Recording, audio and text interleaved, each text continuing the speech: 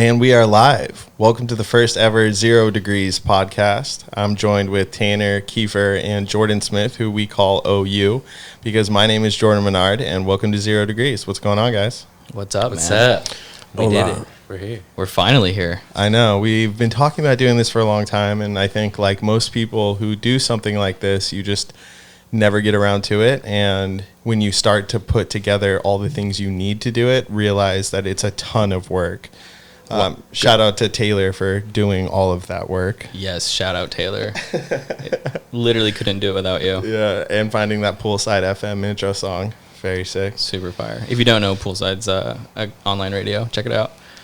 All right. Well, we don't really have a schedule or really a structure to this. And so this being the first episode, I kind of want to talk about what it is we're here to talk about.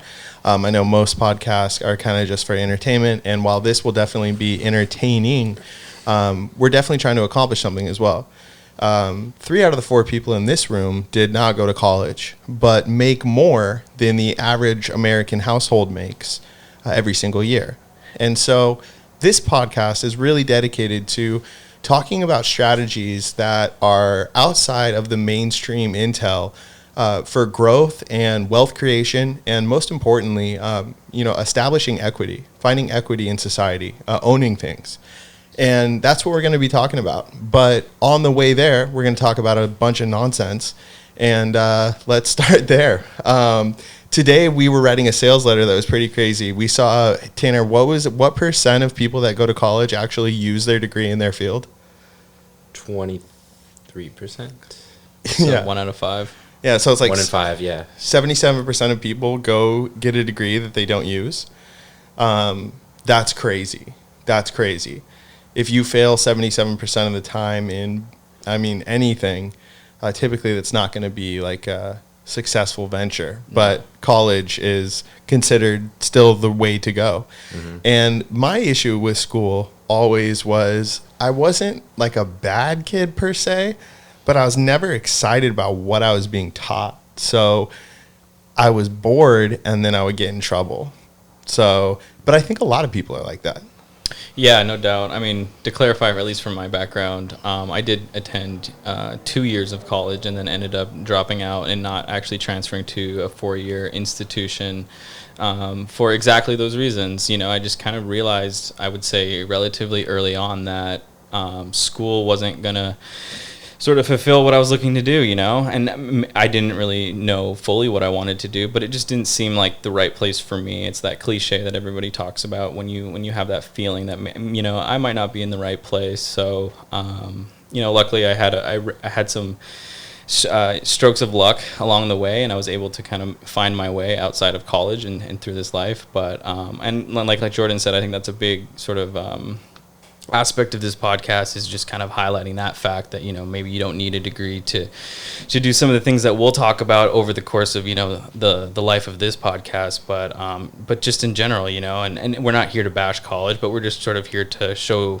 and talk about the alternative that exists with, you know, online media and marketing. For sure. A lot of people that work for me, I run a digital marketing agency, and I don't mean to spoiler, but everyone here works for that agency. And so, you know, we're all in digital marketing. We have a lot of people that went to school.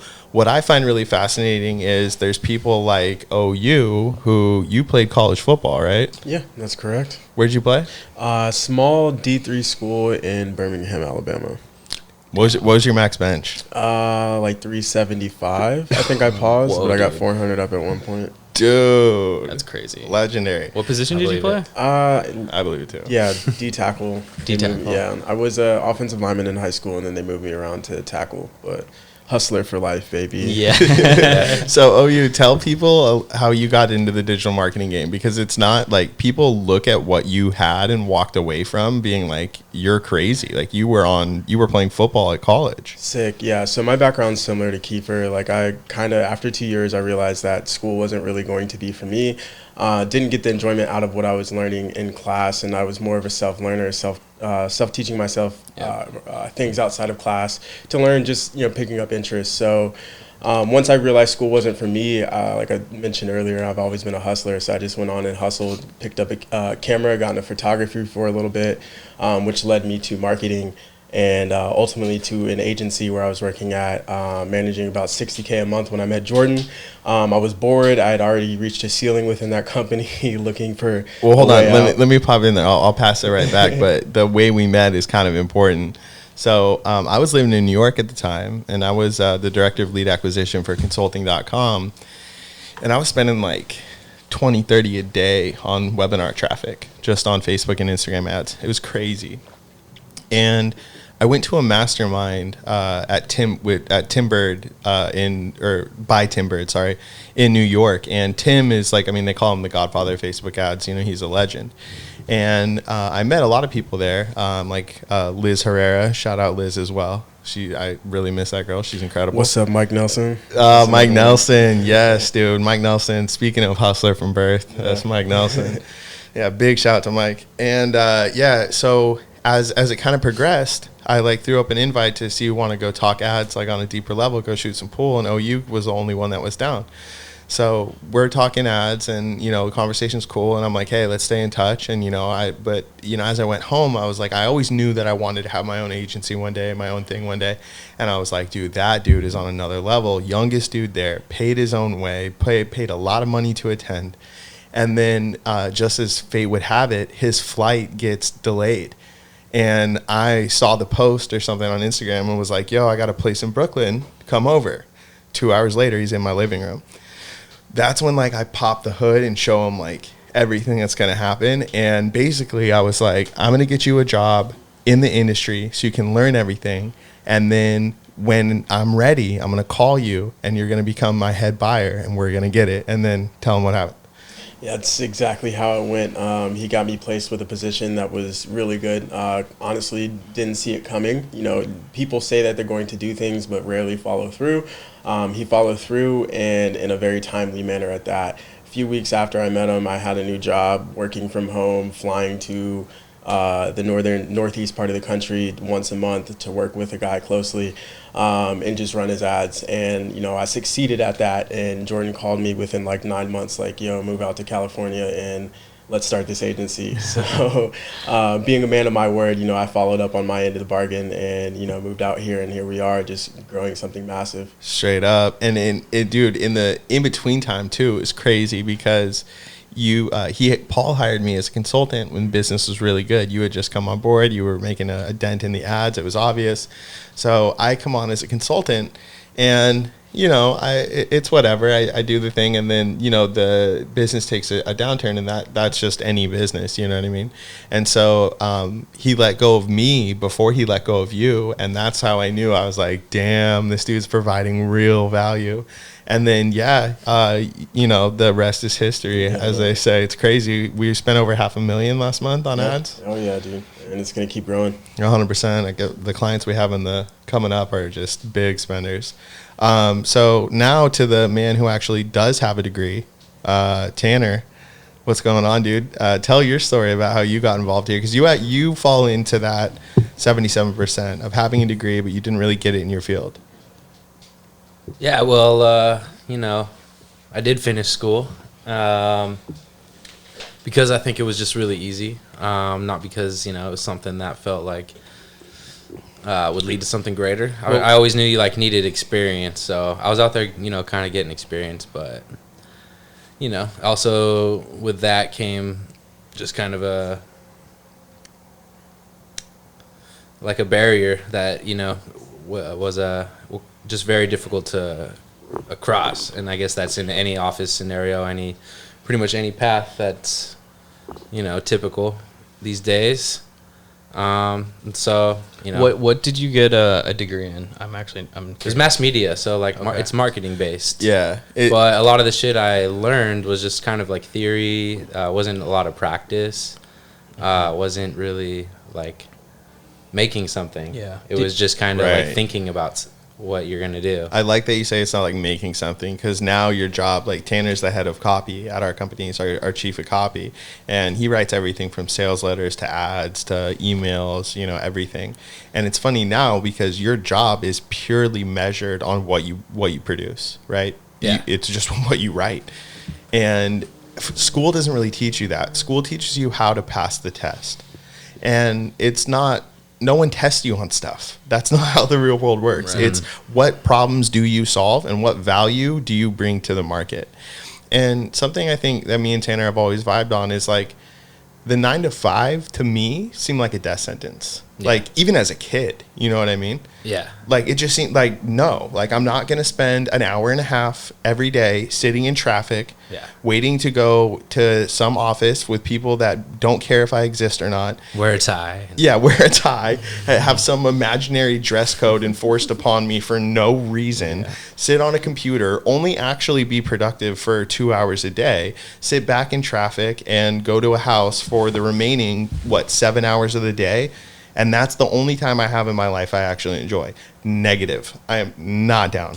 Opting out. That's horrible. Yeah, and 9 times out of 10, I mean, those people that are living that life of that 9 to 5 are doing something that they don't even enjoy, right? That's the saddest part, I think, in my opinion. I think, we talk about 9 to 5 as sort of like a metaphor, but we work, all day. I mean, for sure. There's someone on our company online, all hours of the day, whether it be our CTO with development or OU was just making ads like up into the point of going live here tonight. So it's like literally, it's not so much like, oh, we don't like working 9 to 5. It's just like we don't want to work 9 to 5 in that setting, doing something we hate. 100% for other people. Other people. Yes, not something that's going to work for ourselves in the future. Yeah, it's like when. As someone who runs a company, my job is to make our company valuable and make our company grow. But companies are people. The company is the people that work there. And so how do you get high level talent to stay long term? There's no other way except giving them ownership. You have to make it their thing. If you succeed in making it their thing, you don't have to check in on everyone and just be domineering, even though I think that it's easy to do that because you think that's what a good manager does. But if you have talented people who it's actually their thing, their success is not about you or your company. It's not about them losing their job. Their success defines something in them. They need it for them because it's their thing. And I think that's how you build something that can really last and get people really bought in. And it has nothing to do with the degree, obviously. Yeah. It's definitely not a requirement. I mean, there are a lot of people on our team that do have the degrees or are in pursuit of those degrees.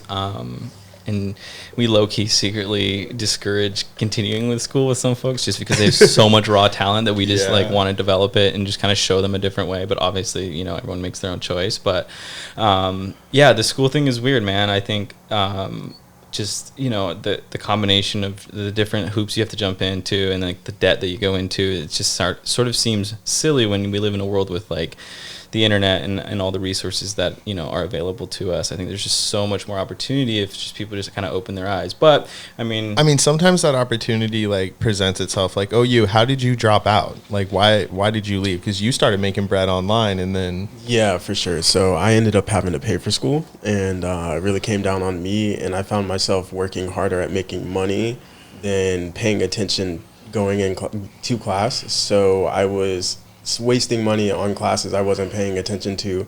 So I was might as well figure out how to make this work and sustain the lifestyle I want without having the background of going to school for millions of hours. That's worse than wasted ad spend. Yeah. I was the same way. I like to think I have a pretty decent work ethic, and I really hustle. But at the same time, when I would go to school, I couldn't make it past half a semester because I would just get so miserably bored of everything that was happening. It's terrible.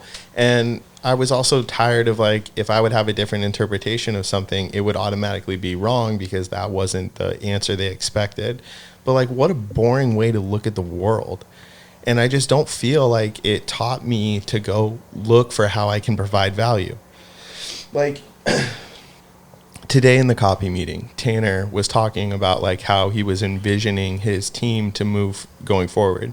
And anytime you take new people on and train them how to write copy, oh, dude, what a journey. You know what I mean? Yeah. And you said something that was really cool. You're you just have to, you gave one guy sales letters, you gave Brandon sales letters, and then you gave Jose blogs. Mm-hmm. And you're you guys learn how to do your thing so you can figure out how you can provide the most value.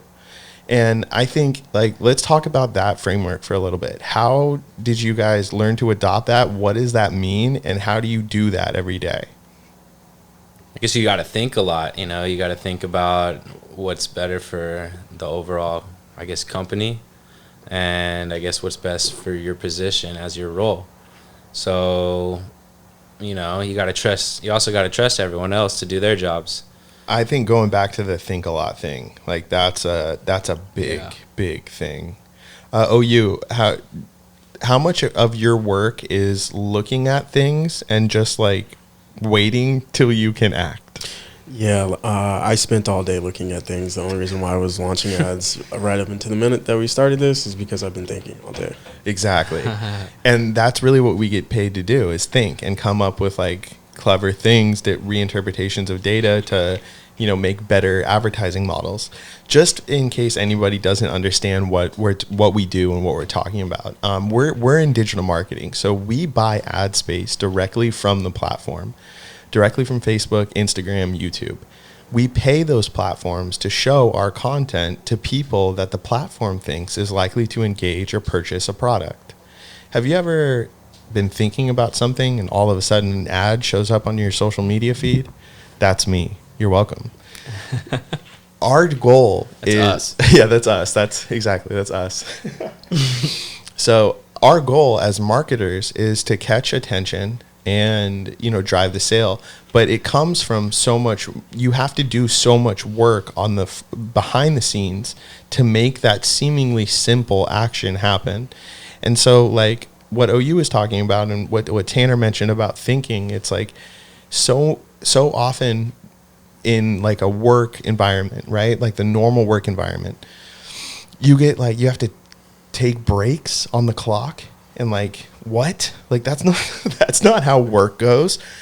Sometimes I have to sit for an hour till I truly work out an idea and I can execute on it. And giving yourself room to think is like a super important thing anytime you're trying to do something important. Jeff Weiner, the CEO of LinkedIn, he said the first day at LinkedIn, it was like he started at 7 a.m. and then all of a sudden it was 9 p.m. just meetings back to back to back to back to back. He started scheduling an hour of nothing in the middle of his day.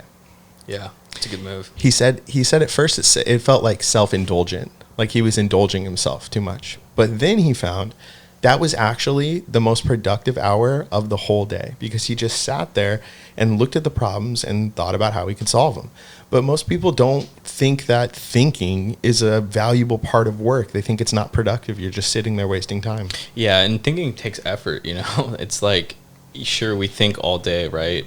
But like to think critically and deeply about a problem, to find a solution, takes effort. And I think a lot of people get to the door to cross over into great thinking, into great productivity, and you know, creative ability and creative kind of juices, and they just don't want to open that door and work harder and spend more time and find ways to build frameworks and approach things in different ways than what you're used to. I think that's kind of the key to thinking, and what we mean by when we say that. It's you need to actually have intention behind your thinking, and like Jourdan just said, dedicating time in your professional life and your personal life, frankly, to do this type of thinking. For sure. And I think like OU, if you don't set time to thinking, you'll fall victim to self-limiting beliefs in your mind that hinder your progress in like insane ways. Like, remember when you first showed up to work here and you saw the spreadsheets and you were like, no, dude, I'm not good at data. I was like, that's not true. Like, you're good, you're smart, you just need to do it. Now you were teaching Caleb all the data stuff in the exact same way, and you're like going through everything. And so that establishing that new framework of like, I have to develop this skill in order to be where I'm going, or in order to make it where I'm going, is key to growing in anything.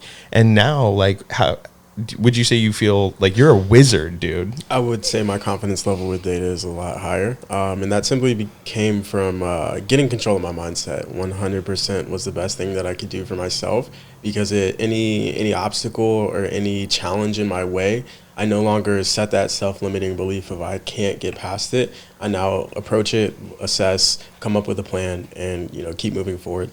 So it's just like any mountain is movable in life. And I will say, there's 2 books that really helped me come to that understanding: Essentialism and Psycho-Cybernetics. Yeah, yes. Love Psycho-Cybernetics. I just finished that. Oh, dude, Psycho-Cybernetics is phenomenal. If you want to learn, like, a lot of people think that, like, they can't change certain things about themselves, but really it's just untangling the mess that's in your brain and the patterns that have developed there that you've let grow up. And you can choose what habits you create just by deciding what you're going to do every day. Yeah, and just understanding why you're thinking the way you're thinking and being like just more meta about it and in your approach really helps you kind of just separate yourself from the anxieties or the stress or whatever's kind of making you think that certain way. You really take yourself out of that and look at yourself as like a sort of a machine that has sort of some sort of formula that's like, look at this is doing this because of this, and I need to figure out why it's doing that, and then once I do, I can now take steps to relieve it or remedy it or move past it or grow beyond it. So yeah, I mean, that's the point of the book, right? Yeah. The brain is like a cybernetic network. It's like a machine. And then essentialism, I think essentialism gives you like the power to say no to all the bullshit. Because I think so many entrepreneurs will go through a day and have like 7 meetings and they'll be like, I crushed it. But you didn't move the needle a single inch. No. Yeah. And essentialism gives you the ability to be like, no, not doing it. Yeah. Like it's, if it's, because basically to summarize essentialism, it would say like, find your highest point of impact and make the execution of those things effortless. Anything else doesn't matter. Mm-hmm. And that helps me running my business because lots of times when it's a team, right? So it's not just me, but essentialism allowed me to like look at where I can contribute the most value, go there and only there. And if I feel like I'm missing something, just get it off my plate. Have someone else do it. Yeah. And that's the key. And I think that's like why you guys are now building your teams so you can focus on higher priority stuff and have the rest of it done. And books like Essentialism and Psycho-Cybernetics are key. Yeah. What would you guys say, like, how important is reading in regards to like mindset? I'm laughing as I say that, but it's obviously a question for discussion. Books are great. Yeah, books are great. So the elephant in the room that we're all staring at each other, so we just took a quick break. But yeah, I think the bigger question of like how important reading is, I think it's the most important. And it's like one of those things that you can do almost for free because books are so freaking cheap. And like there's Audible and all kinds of platforms. But I think it's as silly as it sounds. It's like reading is one of the most important things. And it's like and I think I can speak to this more than most in the room is like because I'm one of the newer readers among the group. I mean, I know how to read, but it goes back to that like conscious effort of like thinking and how long have you known how to read? I don't know, like 2nd grade. Right on. I think. Yeah, I know how to read as well. Yeah, I find it great. I find it super useful, especially like when I'm driving, so I get like read the signs. But it's funny because I think a lot of people when they look at like the process of being successful or like what it takes to become someone who's successful, they think that there's like a magic key or like one tip they're not missing. And it's like, if you talk to people that are really there, they're like, read a lot of books and meditate a lot, exercise, eat healthy. And it's like, everyone wants there to be that like one trick or like one hack that suddenly makes you good. But the reality is, there are no big steps. Life is just the sum of all the tiny little choices that you make. Day after day after day. Yeah, I think that's why reading's great though, is because it's that thing that you can do day after day after day, and then you get so much out of it. I mean, like the knowledge you get per hour reading a book is like insane. It's more than almost anything that you do. Sometimes I get so hyped reading that like I have to like walk around to get the energy out, because like what I just read is so exciting that I'm like, it's crazy. And there's nothing that really affects you like that. What are some of wait, did we already talk about books? Yeah, we did. Yeah, never mind. We're talking about books. Yeah. What we didn't mention though is how fascinating Audible is to your book reading journeys. You can listen to a book at 2 times the speed, 3 times the speed, 4 times the speed, whatever you can really keep up with, and then follow along the hard copy in your hands. So you are taking that information in through two different senses. You're reading and you're listening to it, so you comprehend it a lot more and you remember it. Damn. Yeah. I'd never done that, but I'm going to start doing Oh, that. dude. I just do the physical copy because that's what I like. But when you do I'm reading pair like a them. caveman. pair them together, yeah. when you pair At them, 1x speed. yeah, when you 1x when you pair them, it's like Superman reading.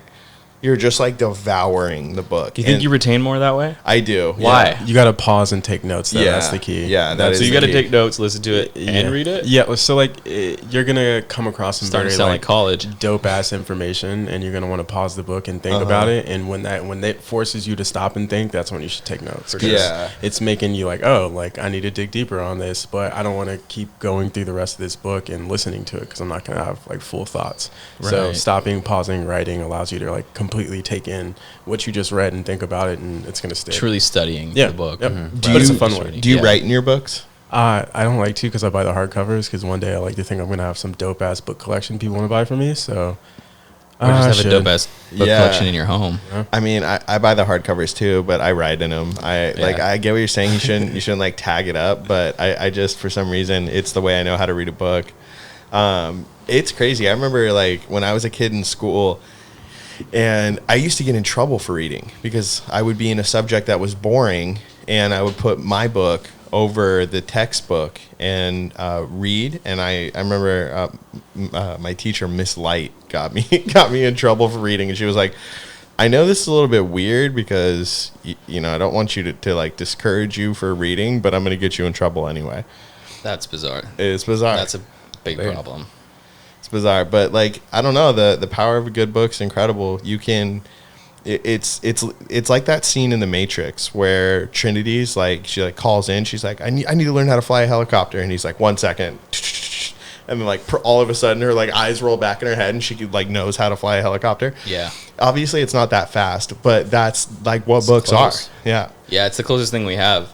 I mean, just kind of opening yourself up to these new books. And it's funny, books, at least in my experience, they seem to like come into your life at the right time. Yeah. For the most part. And that's when they hit the most. Like, for example, Psycho-Cybernetics. I actually bought that book back in 2016, thinking I was going to start reading then. But just the way life happened, I didn't get to reading it. But somehow I kept it as I moved around from place to place. And then, like, just recently I've gone through some really big changes professionally, personally.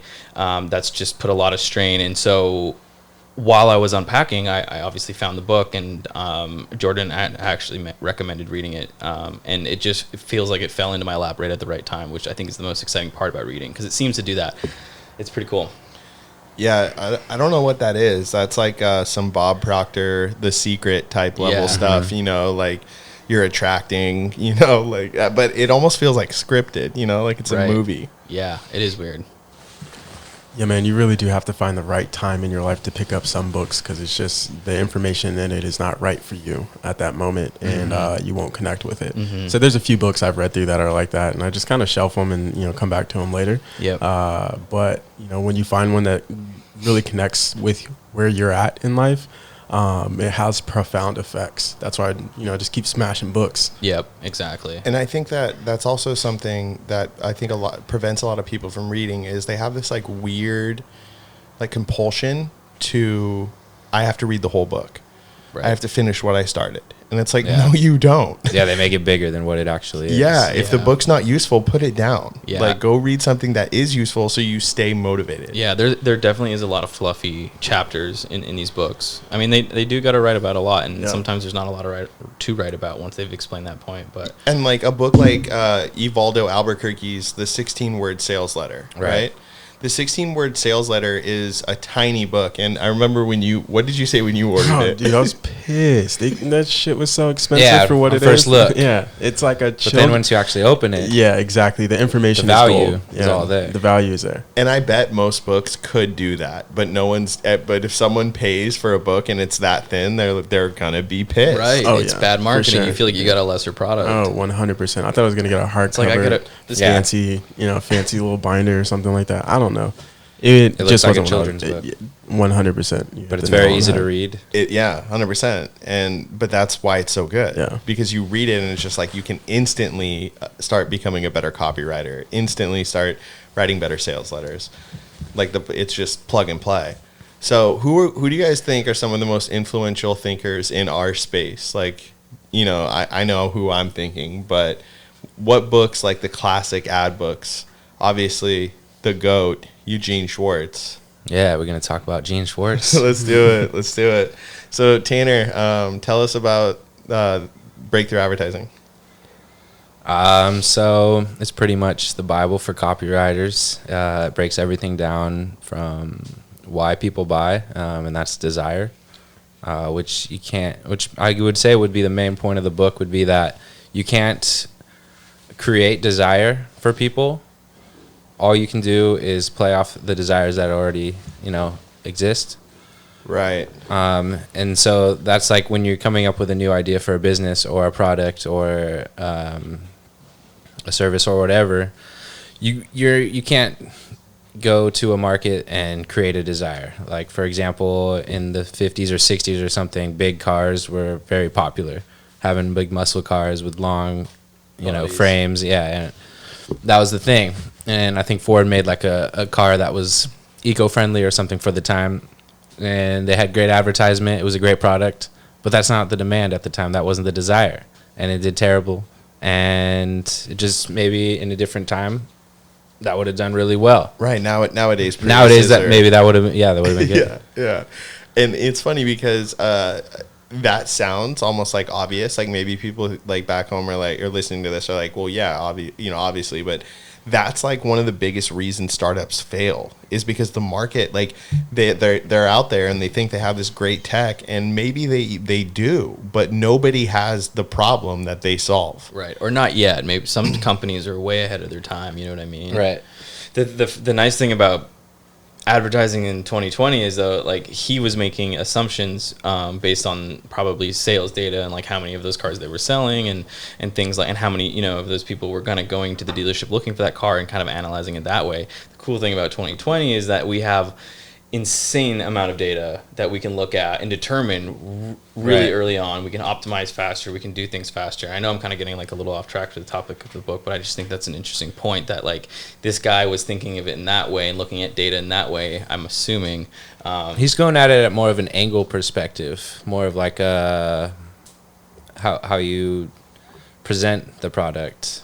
Oh, okay, got people. It. Creatively. So let's define that a little bit more, like for people that don't know. So an angle is something that's lots of time overlooked, but that's like the general approach that you take when communicating about your product.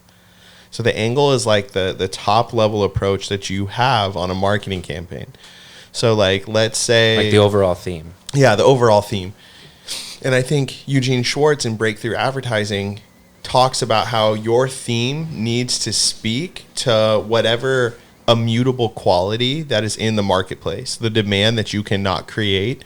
Your angle needs to speak to the pain that is a symptom of whatever problem the people have in that market. Right. Yeah, as a whole. And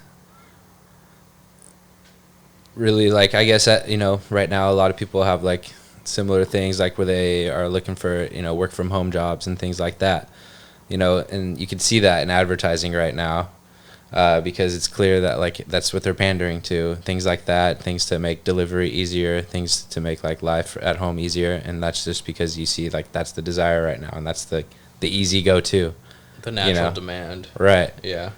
And that's like, you have things like COVID, which are these huge game-changing things that completely destroy the whole economy.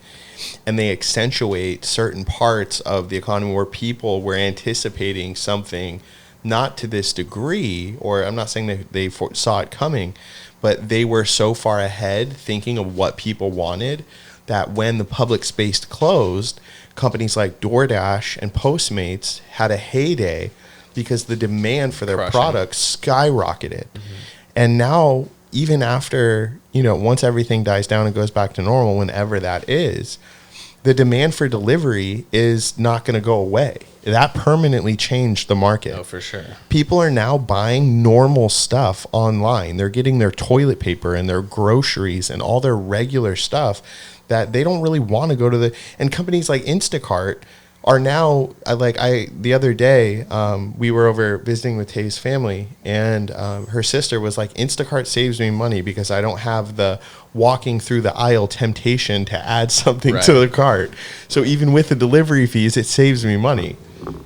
Yeah, it's completely changed like the American lifestyle in a lot of ways. I know personally, like I know I'm in marketing, but I'm just ordering a lot more personally now, more than before. And, you know, I fall into that demo where that's expected, but I can only imagine the millions of people that are like in America that have changed their habits and are first time online buyers and are learning how to buy things online, which makes, you know, this space extremely exciting because that just opens up and it's accepting to buy things online, whether that is groceries or even just courses or marketing materials or anything really.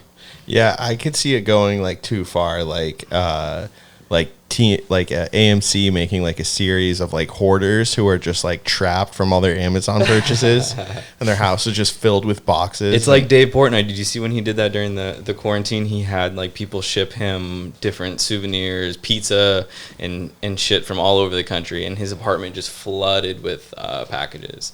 But he would get 50,000 people a night on his live stream while he was opening those packages drunk. Wow. Yeah, it was pretty good. That's amazing. There will probably be 5 people that see this ever, so. Yeah, I know. They're all in this room. Yeah, right. Yeah. To have 50,000 people that watch you open presents for drunk. hours. Dude, it's awesome. Legend. That dude is a great example of how a hustler who is driven to create independent media can win in the modern economy. Yeah, and he had some balls, man. He was publishing small newspapers in Boston in like 2001, 2002, right when the internet was just popping off or just starting to. And this dude was publishing paper newspapers around Boston in the early thousands. Yeah, dude. I think that's incredible. That's like the least likely person to start the digital publishing empire that is Barstool Sports, right, is the guy who starts a newspaper like 60 years too late. Unbelievable. To that trend. But shout out to El Prez. He's killing it. Yeah. He's probably going to be a billionaire. Yeah, for sure. Yeah. For sure. He's been paid out a little bit already, I think, from he sold a part of Barstool to a casino company out in the East Coast. Tanner, I heard that gulp of water. It's like a ASMR moment. Oh, really? That was legendary. Do it again. Wow. Welcome to my ASMR channel. Smart water, too. No dumb water around Where's here. our branding deal? I know. It's like Smart Water doesn't want those 5 eyeballs that we could put on their product. So not yet, baby.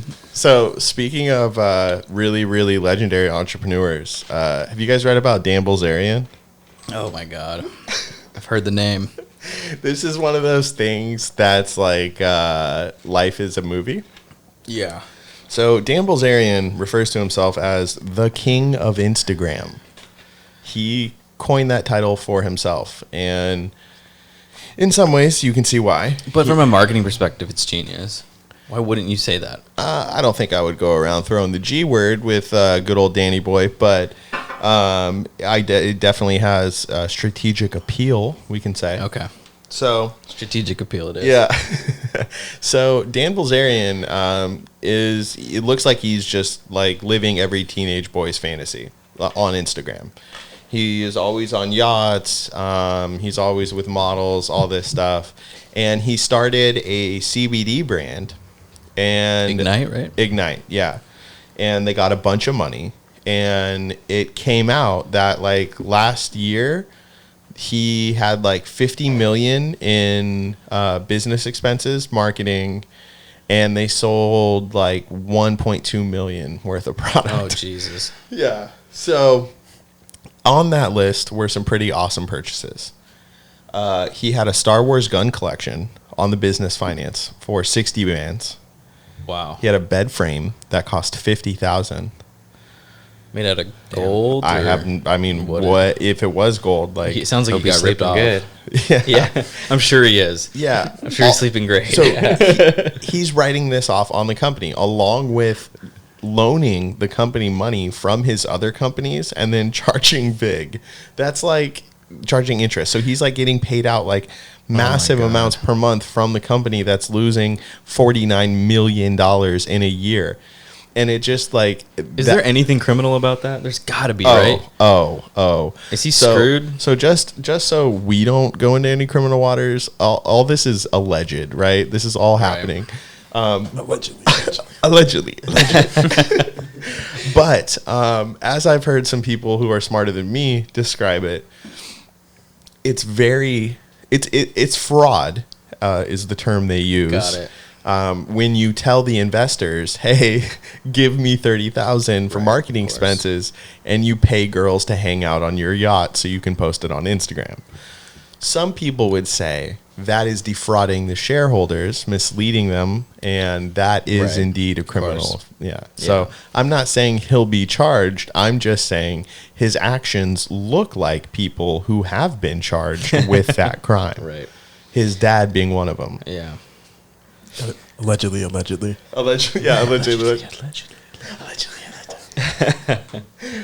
Yeah, that's wild.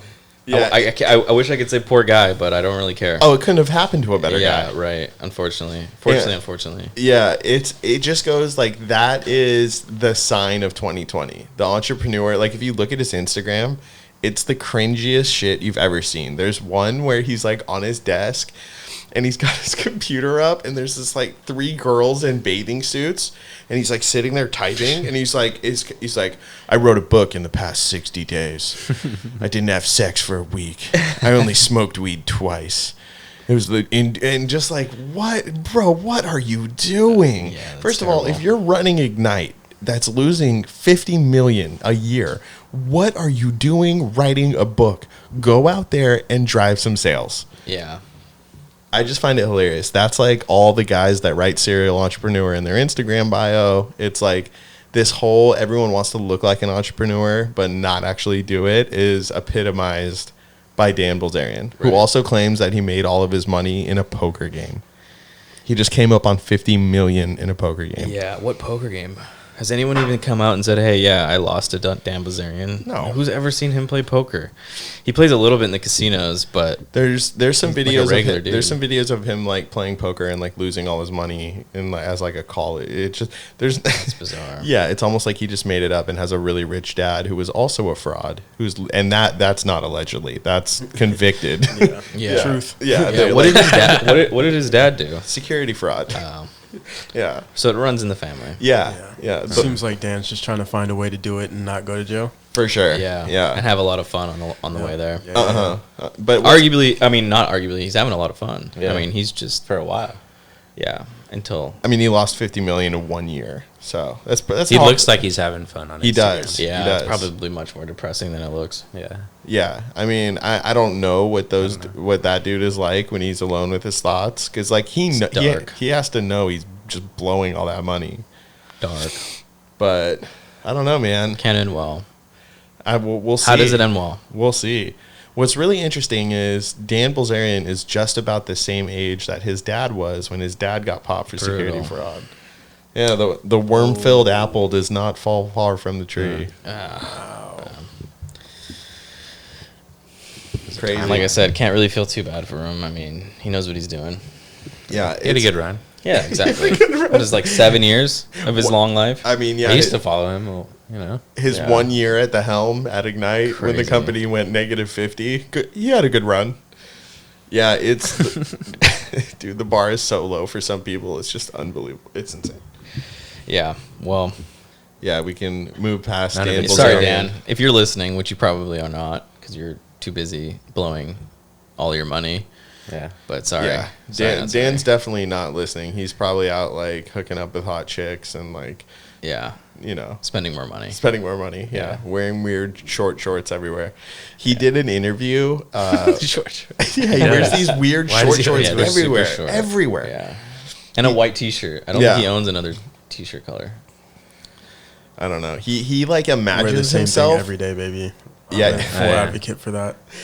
Dude, this fool wears the same Amazon shirt every day. Do you still wear the Amazon shirt? Of course. Okay. Of course. I just don't have it on today. Laundry got messed up. So I like how Don't you hate I that? like how he's like, I don't have it on today. Don't you have like 10 others? There's like a reason. but they're all in, you know. Wait. I they're ride all my in. bike all the time. How did guys, you get know? 10 Prime shirts? So Amazon fucks with me the long way and supplied me with, with the drop straight to the Addy. Nah, I just pulled up in a thrift store one day and I saw 15 of them, and it was when I first got here. And it was a little bit thicker in those days, and it covered me up well, and I could get 15 of them It's for comfy. $1. So Gotcha. Oh, well, not nice. 15 for $1. Each one was $1. But Nice. so usually you pay $15 for one shirt. I got 15 shirts, and I've been wearing them That's for like crazy. over a year. So and Yeah, That's the have holes opposite in of them. Dan So they're Bilzerian. like, That is the opposite Yeah, of Dan Bilzerian. right. Dan Bilzerian probably pays like $300 a white shirt. yeah. Oh yeah, his shirts are definitely expensive. They're Yeah. probably like made specifically to like tailored and shit. Yeah, And got for his sure. name Yeah. in the tag. Yeah. And the It's markup fancy. just because they know who's buying it Yeah, too. of course. Yeah. Fuck. Imported cotton. They did a tour of his house with what's that guy from Shark Tank, Mr. Wonderful? Yeah. Yeah, Mr. Whatever his Wonderful. name is. Yeah. He like it was like he pays like the overall property value is in the like 50 million, like an insane amount of money, and he gives the tour like he owns the house. You watch it and you're like, wow, dude. He rents. Yeah, he rents on the company card for $220,000 a month. That's insane. Oh wow, I was really far away. That's insane. That's crazy. $220,000. Why not buy? Because you're not real. Yeah, you don't that's have true. money. Like honestly, for that amount, yeah, why not buy? Why not just buy a cool house for like $5 million? Right. And at least then- it's an asset. At exactly. least. Yeah. Exactly. But I mean, when you spend $50 million to make one, you're obviously not very good at this game. Yeah. Again, sorry, Dan. I mean, yeah, I have no problem dunking on this fool. These people need to be trashed. Yeah. And hopefully, maybe people can hear this and they'll skip actually looking up anything about Dan, because I promise you just got all the good information right there. Yeah. So we have Abs of Steel and Buns of Steel next to the Steve Jobs book. Yeah. Yeah, I've never used either of those, but if anyone watching this has, please leave a comment on which one you found more useful. I feel like that's kind of it. Yeah, man. I think this was a good, kickoff. I hope, everyone listening got some sort of background on what we're trying to do here. We all come from a really unique background, and I think this thing's gonna be pretty special. So, cool. Stoked to have done the first one. Right on. Well, that is it. Thank you for listening, and we will see you next time on 0 Degrees. Later, guys. Peace. Thank you. Hey guys, thanks for listening to our first podcast of 0 Degrees. We're stoked to have you. If you really like what you've heard today and you really want to hear more about our perspective on marketing and just life in general, please don't forget to subscribe to any of the major podcast platforms, Spotify, Apple, even YouTube, to make sure that you get the latest content and episodes as soon as we publish them. Thanks again, guys, and we will talk to you next time.